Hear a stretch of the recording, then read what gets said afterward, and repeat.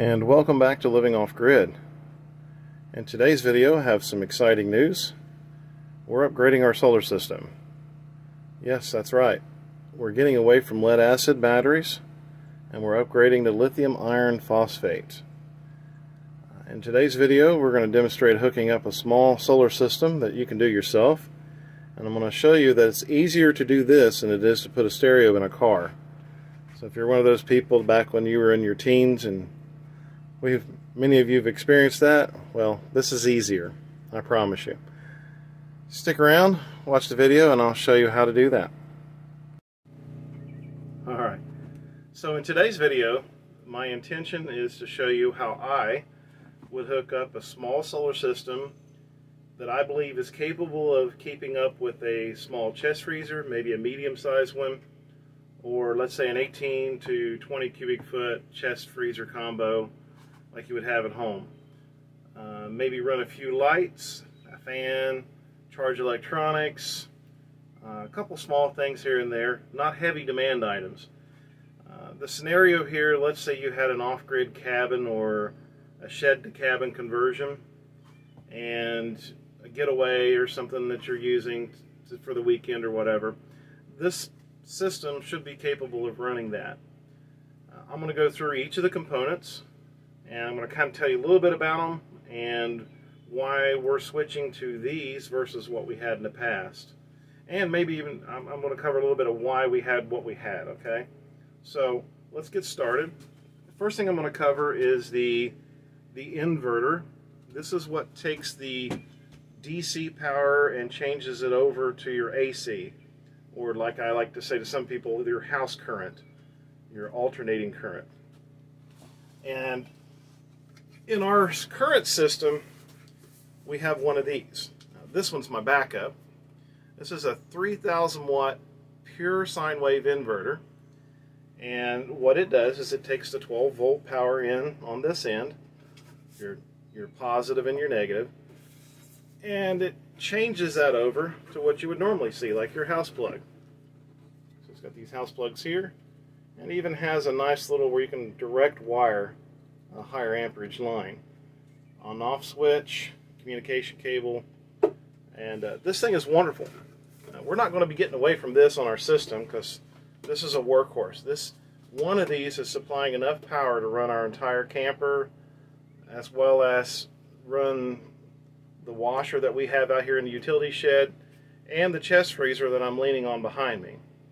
So it really performs quite well, and we're running that off of a 12 volt system right now. These are a few $100s from Renogy. You can get them on Amazon as well. I think you pay a little bit extra getting them through Amazon versus going through Renogy themselves, unless of course you run across a coupon. Highly recommend this. I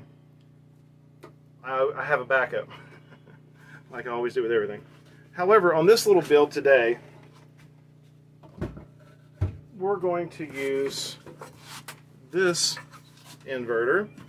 If you've been to Harbor Freight, you've probably seen this one before. It's a smaller 1500 watt. The difference in this is not just the wattage, but this is modified sine wave, and I don't really use this one for much except for running some things that don't require clean energy. The pure sine wave is much cleaner. It's more like what you would expect coming from the utility. Without getting into too much detail, the wave pattern is very smooth. However, modified sine wave, it has some, I guess what you call noise in the past, and it's not ideal for running electronics or like a computer, possibly charging cell phones and stuff, but not running a computer and things like that. Matter of fact, our microwave will not run on this, even though this is powerful enough. The pure sine wave has no problem, even a smaller unit. So, however, this one does have ports that you can charge, and this is DC ports to charge your phone and such, so it's good for that as well.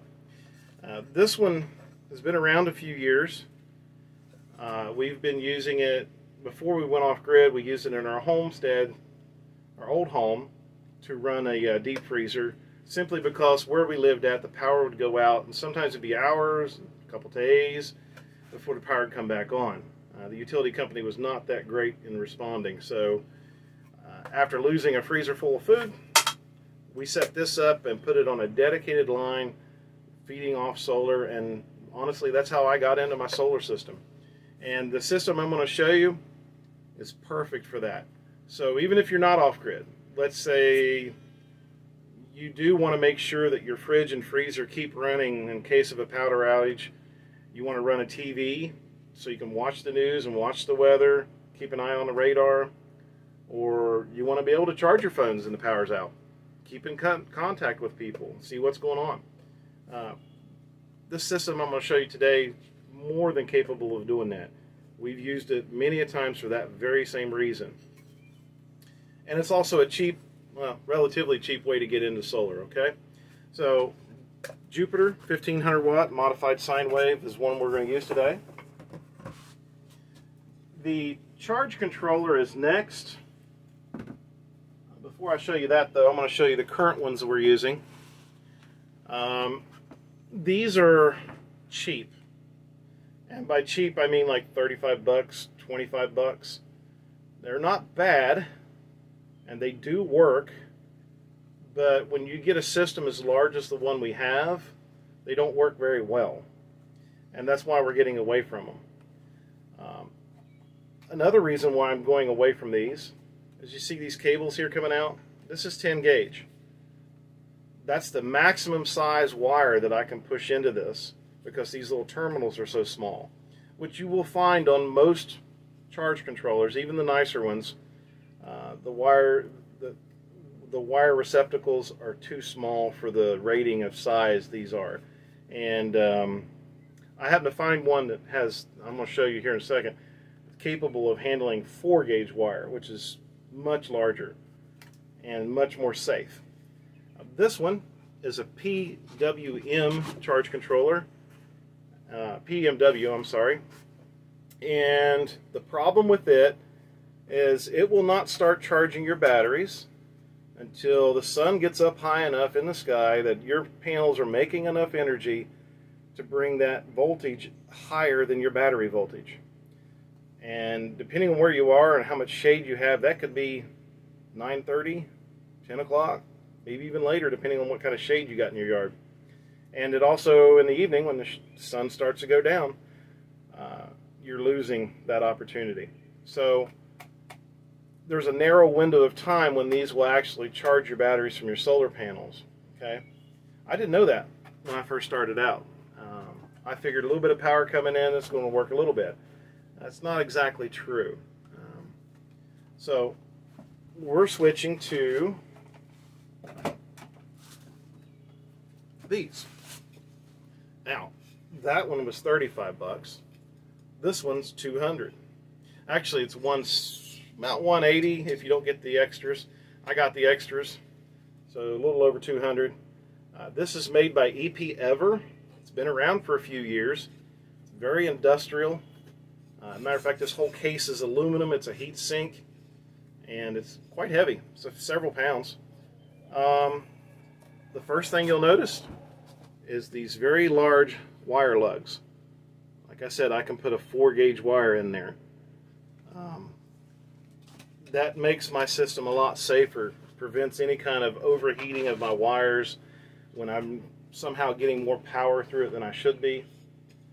This one here is a 40 amp charge controller, and its main benefit to me is not these, the wire lugs, which I do like. It's the fact that it's MPPT. That stands for multi-power point tracking. So what this does is it uses the formula for Ohm's law, which I'm not going to get into, and it changes the amps and the voltage around in such a way that even in low light, when you're getting very little, it can twist that formula around a little bit and be charging your batteries as soon as the sun starts popping up. Now, and I verified that this morning. I hooked it up last night for a little bit just to kind of get everything together. And when I came out this morning, it was about 7 o'clock in the morning, and I was already putting 2 to 3 amps in my battery. Okay, so I verified that this does work. What that means in the long term is that throughout the day, I'm going to get 30 to 40% more energy out of my solar panels with this one than I do with the old style. Okay. Another thing I want to bring up about these here, these cheap little ones. Well, like I said, they do work for a couple panels, 3 or 4 panels. They're a big lie. Right there it says MPPT. Nope, this is not MPPT. This is supposed to handle 100 amps. It also will not do that. If I put more than 5 or 6 panels on this, I'm going to have some problems. Okay, so I highly recommend that. Yeah, here's a great example. I'm looking at the max voltage. It says 58 volts. Yeah, it's really really not capable. This one is rated at 150 volts. Okay, so I can put several more panels on this, and this has some protections built in and other things that I'll show you in a little bit. All right, so moving along. The next thing I want to show you is this battery. This is a lithium iron phosphate battery. This one is a 12 volt battery, but it has 200 amp hours. That is basically twice the capacity of each one of my lead acid batteries, and I have 14 of them. So essentially this is like 2 batteries. However, because of the nature of lead acid, I cannot discharge them 100%. I can only discharge them about halfway without hurting them. And this battery, I can discharge nearly every bit of it 4,000 times before it drops to 80% of its capacity. So let's say 4,000 days in a row, that's almost 10 years. I can discharge this thing fully, bring it back up, and do it again, and it'll still hold 80% of its ability over that period of time. This comes with a 5-year warranty. The most I can get out of a lead acid battery is 3 to 5 years if I baby them. I've got a couple out there that are about 4 years old, but in the normal scheme of things, I'm replacing 2 batteries a year, maybe 3 out of 14. So you do the math. I'm not getting close to 5 years out of those. So while this may cost more, in the long run, this is way cheaper, and it's pretty much buy it once and use it for a couple of decades. So we're switching over to these. The main reason why I went with lead acid was 2 reasons actually.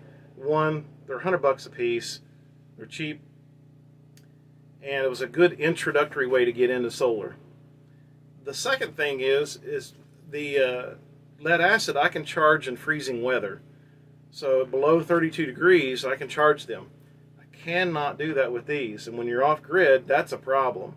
So the way to mitigate that problem, I found they make a battery heating mat. It doesn't use hardly any power. So if you build an insulated box, stick your batteries in it, it'll easily maintain that temperature above freezing. And you can get charge controllers or components that will cut things off when your temperature drops below freezing. Now, the charge controller I just showed you does have a temperature probe, and this is not for that purpose that I just mentioned. What this is for is to sense the temperature of the battery, and it'll change the charge parameters for that temperature.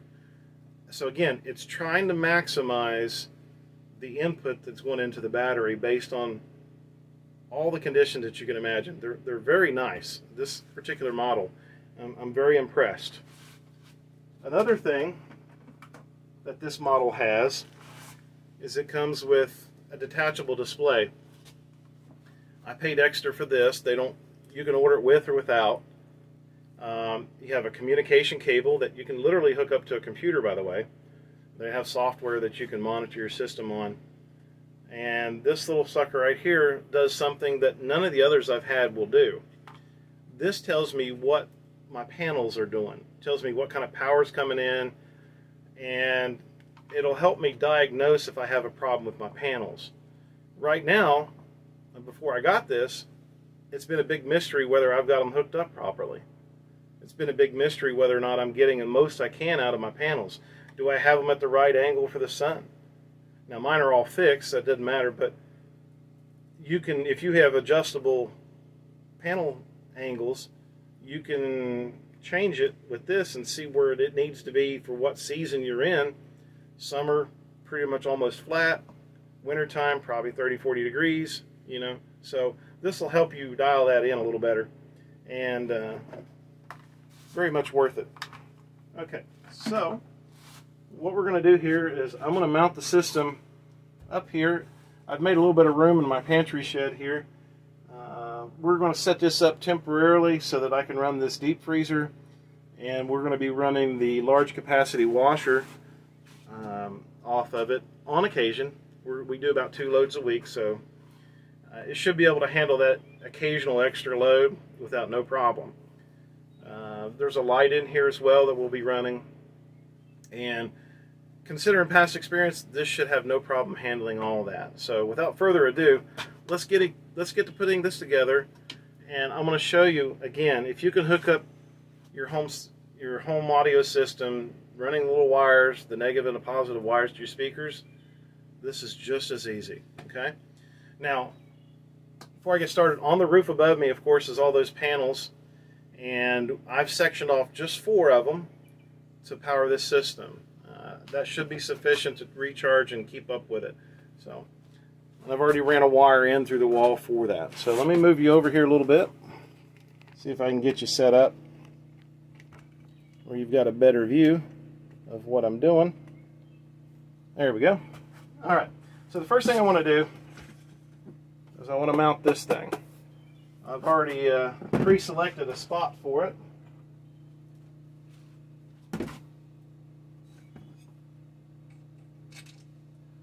And pre-drilled some holes, so this should go pretty easy.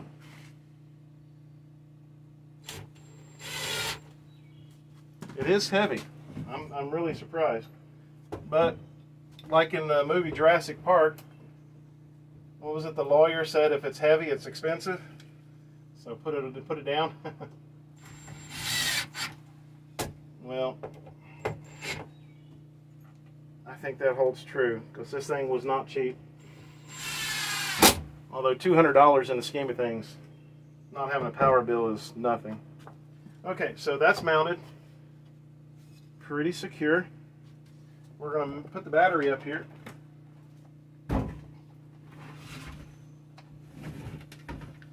Now, this battery weighs 47 pounds.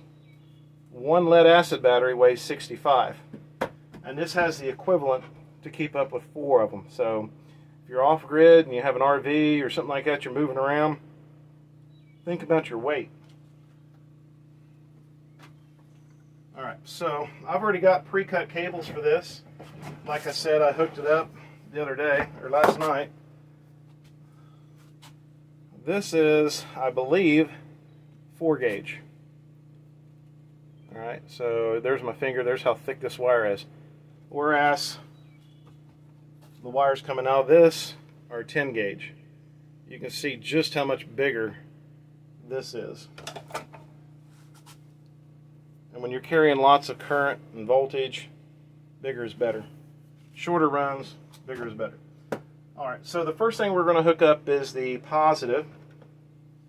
And I'm going to go ahead and put that into the charge controller, because you always want to hook up the load side, right?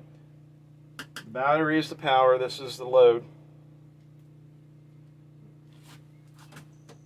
And something to note, when you hook up a charge controller, you always hook up the battery to the charge controller first. Almost every one of them says that in the manual, and the reason for that is because it allows it to read the state of the battery, meaning A lot of these can identify if it's a 12 volt system, a 24 volt system, and so on. Okay. If you hook it up directly to the solar, well, my solar panels run between 14 and 18 volts. So it's going to be confusing to the charge controller if you hook that up first. In addition, if you hook up the solar first, you're going to have live energy coming out, and you may not want that. Okay, so this red wire is the positive. I've got it hooked up to the positive on here. It's labeled, and all I need to do is put it over here on the battery. I feed it through the bolt.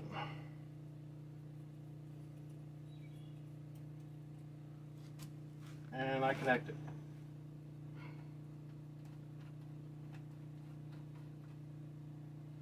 Now, when you're running your cable here, short runs are better. So when you're setting up your solar system, try to keep your cable lengths as short as possible, okay? All right, so here's my black wire, which is my negative wire. It goes into the slot right next to the positive one. And you'll notice I don't have a whole lot sticking out there. Probably a ½ inch. Okay. An electrician taught me to never take the coating back too far for your terminals, because you don't want anything sticking out down here like a loose, one little strand going the wrong way can hit this one and then you got a short. Okay. So you want to be clean and neat about your cable connections.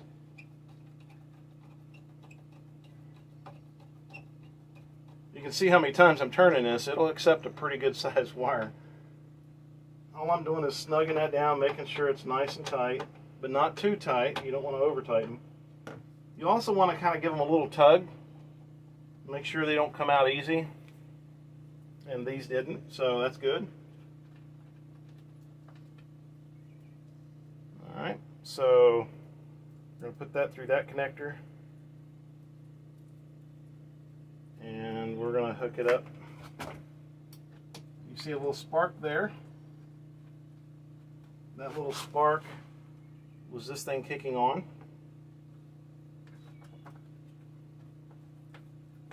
And you'll notice the green light, it's acknowledging that the battery is connected properly. It's green. Okay. The manual explains all that, and I don't really want to get into it. Okay, so I'm not going to do it in this video, but this little sensor plugs into this side, and you tape it to the side of the battery so that it can know the battery temperature. Okay. All right. So we do have the little communication device. I'm going to plug it in next. It looks just like a little telephone plug.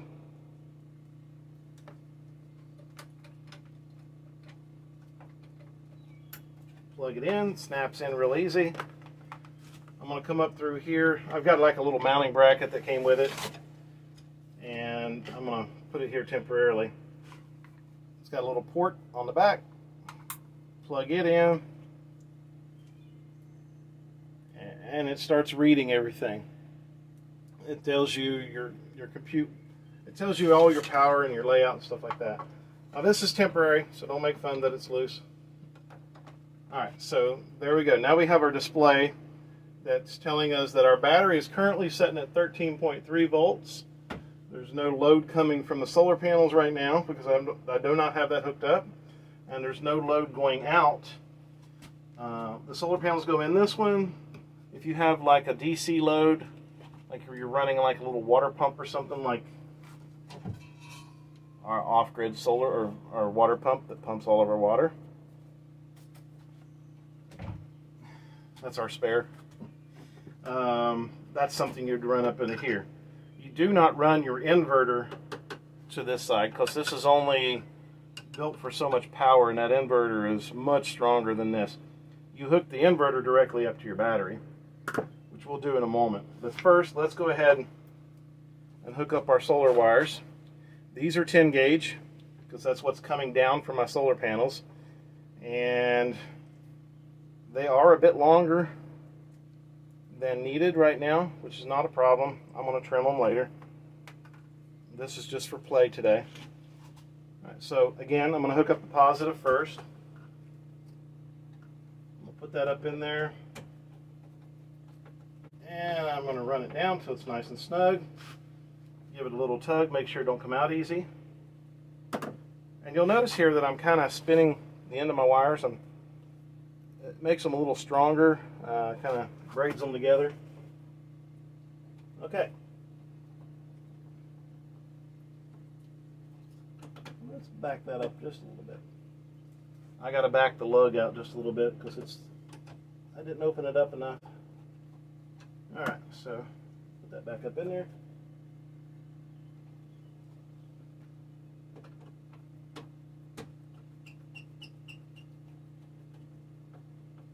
All right, sorry, I keep getting in the way. All right, so all I did was tighten that up, and now we're connected. Right now we have a working solar system. It was that easy. Negative, positive, negative, positive. The solar panel's coming in. I've got 14.4 volts of power coming in, and it's charging the battery here at the rate that I told it to, which is 13.4 volts at the moment. Or excuse me, that's what the battery state of charge is. Now we need to hook up the inverter. Okay, it's the same thing. You have a positive cable and a negative cable. Now, I've already tightened my lugs here on the battery. To hook this up, I'm actually going to have to remove those and put these on. I've already got this side connected to the inverter. You'll see positive to the positive terminal, negative to the negative terminal. You really can't go much easier than this. It's just two wires. Everything's two wires. Okay. So we will go ahead and take this off.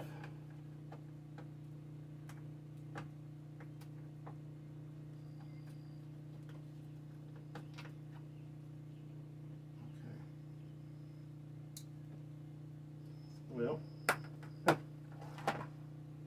the wrong one in my hand. All right, so this is the negative wire. No pun intended.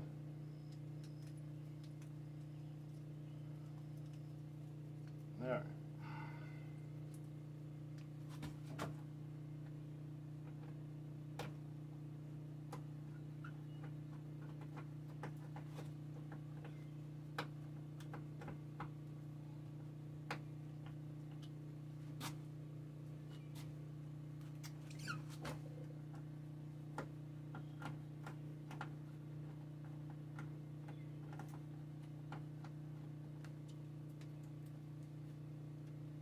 Alright, so I've got my positive and my positive.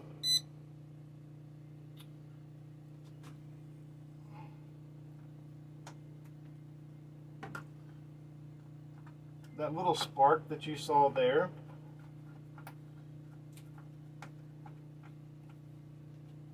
was, that thing has diodes in it that kind of took that initial little bit of power that was coming out of here. And I did break one of my rules there. You notice that I unhooked my battery and then hooked it back up after I'd already had my solar panels hooked up. I probably should have done that first. I should have hooked this up before I put my solar panels on. I'm looking at my box up here. It didn't mess anything up because it had already been activated and it was still on, so I didn't lose anything there. So let's give her a try. We're going to set this up here temporarily. And if this green light comes on, that means I've got 115 volts AC. And it's on. So that means I can plug my deep freezer in. And I look down on my deep freezer and I see the power light, and I see that it's running. The orange light is on as well. So we have a complete working system here. Now, this is a small system. I don't have any breakers or fuses or anything like that in place. I do recommend that you do that, especially if you get into a little bit larger system with multiple batteries and things like that. But for this small system, I have chosen to forego all that because I know what I'm doing here. There's not a lot of power here, and I'm willing to take that risk myself. You must make that decision for yourself or not, okay? Use your own discretion. You do your own homework. You figure it out. Okay, so I do want to show you another little nice tool that I have. Let's say you don't know if your system's going to be strong enough to run your deep freezer, your refrigerator, or whatever you're running. Get you one of these. This is called a kilowatt. This kilowatt works. You put it in line, you plug into it, and then you plug into your inverter. Right now, this thing is wonderful. It tells me all kinds of data. It's telling me that I'm running at 119 volts AC, because I'm on the AC side. I'm running at 500 watts. Today's video, I hope I didn't go off the rails too much and talk about things I shouldn't be getting into in this video. We can talk more deeply in other videos if you want. So please like, comment, subscribe. Let me know what you want to see. We're going to come back to this unit. I bought 2 more of these. They're on their way. And we're going to set them up with the lead acid batteries that I currently have. We're going to run them on those for a little while and see how they do. These batteries here, they're about 600 bucks, so it'll be a little while before I buy a second one of those. I've got a vacation to pay for. But we're going to eventually end up with about 4 of these. That'll give us 800 amp hours of capacity. And like I said before, we got 14 100 amp hour deep cycles. So you would think I have 1400 amp hours of capacity over there, and I kind of do. But if I don't want to hurt my batteries, I can only use about half of that. So 4 of these should give me more power than all 14 of those other batteries. Usable power that I can take out of here and not hurt these batteries. Okay, so that's where we're going, and that's what I'm going to do with our system. Again, please like, comment, subscribe. Let me know what you want to see in the videos, and you have a good one until next time.